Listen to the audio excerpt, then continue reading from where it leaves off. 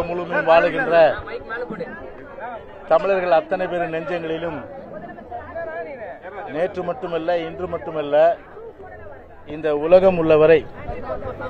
எந்நாளும் போற்றுதலுக்குரிய ஒரு மாபெரும் தலைவராகவும் கற்றறிந்தவர்கள் முதற்கொண்டு சான்றோர் முதற்கொண்டு தமிழகத்தை பொறுத்தவரை மட்டுமில்லாமல் உலகம் வாழுகின்ற 10 கோடிக்கு மேற்பட்ட தமிழர்களுடைய நெஞ்சங்களில் இன்றைக்கும் எல்லோருடைய நெஞ்சங்களில் நிலைத்திருக்கின்ற இதய தெய்வம் புரட்சி தலைவி அம்மா அவர்கள் ஒரு பன்முகத்தன்மை கொண்டவர்கள். கலைத்துறையிலும் சரி, அரசியலிலும் சரி, கோலோச்சி அதன் மூலம் ஒரு பெரிய அளவுக்கு உலகம் போற்றக்கூடிய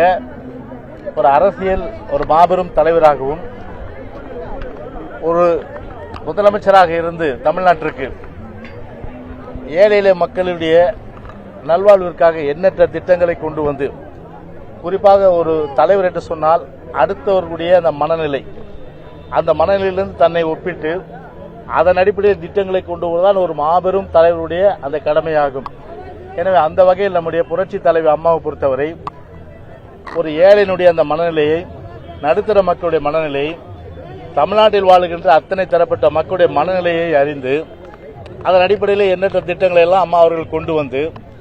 ஒரு வானளாவிய ஒரு புகழ் கொண்ட ஒரு மாபெரும் முதலமைச்சராக இருந்து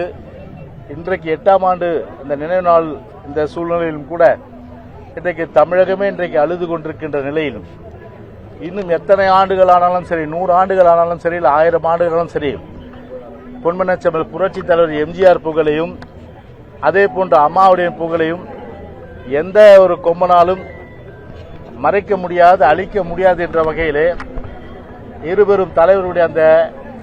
வாழ்க்கையினுடைய சரித்திரம் ஒரு பொன்னெழுத்துகளால் பதிக்கக்கூடிய வகையிலே, முத்திரை பதிக்கக்கூடிய வகையிலே இருக்கின்ற ஒரு நிலையில் இன்றைக்கு 8ஆம் ஆண்டு நினைவஞ்சலி பொறுத்தவரை நம்முடைய மாண்புமிகு கழக பொதுச்செயலாளருடைய தலைமையில் இன்றைக்கு அனைத்து இந்திய அண்ணா திராவிட முன்னேற்ற கழக சகோதரர்கள் ஒன்று கூடி